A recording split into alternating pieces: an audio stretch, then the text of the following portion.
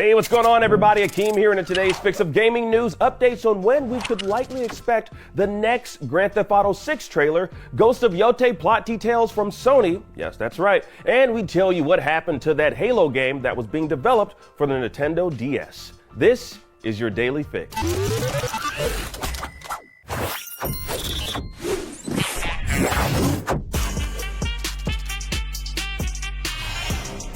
All right, let's get right into it. Now, the most anticipated game of the year is coming out this fall, and it looks like we might know when we can expect to see the second trailer along with promotional items. Take-Two Interactive Strauss Zelnick sat down with Bloomberg Television to discuss the breadth of games on the publisher's plate, how it releases its titles, and why it takes so long for certain games to see the light of day. Now, as for GTA 6 in particular, he mentions how the company's strategy is to create hype around its more narrative-driven titles, and that Rockstar Games is a bit of a perfectionist when it comes to its IPs.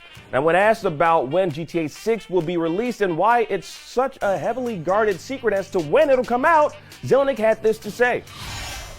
The anticipation for that title may be the greatest anticipation I've ever seen for an entertainment property, and I've been around the block a few times, and I've been in every entertainment business there is.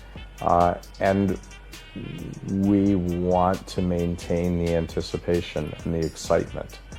And we do have competitors who will describe their release schedule for years in advance, and we found that the better thing to do is to provide marketing materials relatively close to the release window in order to create that excitement on the one hand and balance the excitement with unmet anticipation.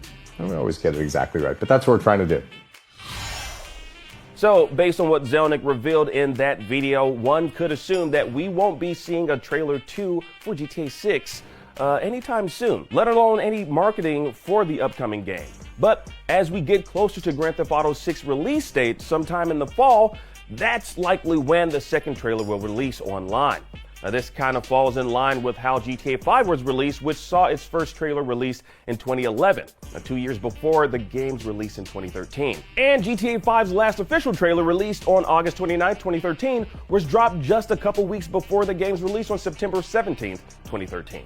The only difference is Rockstar Games did a lot more promotion for GTA 5 leading up to its release. Now, it seems as though Rockstar Games, Take-Two Interactive, are taking a bit of a different approach to Grand Theft Auto 6. Now, this is likely due to how much hype has already been built around GTA 6, especially after the first trailer. So we won't be seeing a GTA 6 trailer 2 until closer to its release date, based on what Zelnick said in that interview. So hopefully Rockstar Games is able to stick the landing and we won't be hit with a delay for GTA 6. But let us know what you think of this strategy of releasing marketing material closer to GTA 6's release. Is that good or bad? Honestly, if any game can do it, it's definitely going to be GTA 6. All right, now the official site for Ghost of Yotei reveals a few details on the upcoming PlayStation exclusive title. Now, the sequel for Ghost of Tsushima will take place in 1603 in the surrounding lands of Mount Yotei, a land just outside of the rule of Japan and taking place 300 years after the events of Tsushima. As for the plot, we'll take the lead with Atsu on the hunt for those who killed her family in your typical revenge plot, kind of similar to what you'd experience in Ubisoft's Assassin's Creed Shadows in the role of Naoe.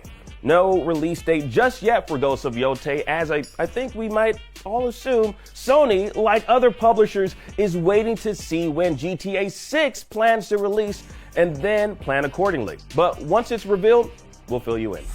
And finally, over a decade ago, IGN posted a video of Halo DS, a portable version of the FPS that was operable on the Nintendo DS. And now, years later, a former developer from N-Space has come out to confirm, that's right, confirm that the project was in development for close to 3 months, having 6-player multiplayer mode and some Halo 2 maps thrown into the mix. But it never came out. Now, as to why, the former N-Space dev said, quote, "The sad part about this game was that it was almost greenlit, but about a month after it got approved on the Microsoft Bungie side, it was Nintendo that shut it down. There was speculation that they were unwilling to front some advertising money on a first-party development game, just as they had originally done with Geist. So ultimately, this title never saw the light of day and remains lost media. But looking at that old IGN video, there's got to be a couple of Nintendo DS handhelds with that Halo DS preloaded on it. I don't know. Maybe we should try to unearth it, find it somewhere around the office. If it exists around here, I don't know. If it still functions. Anyways, if I find it, I will sell it on eBay. Yeah.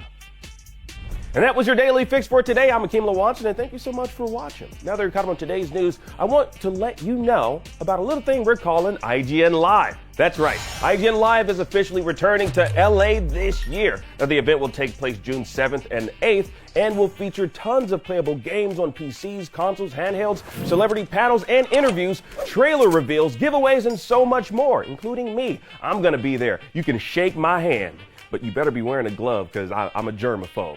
Now, we had a great turnout last year, and it really was a lot of fun. Now, tickets are on sale starting right now, so go on over to IGN.com/live so you don't miss out.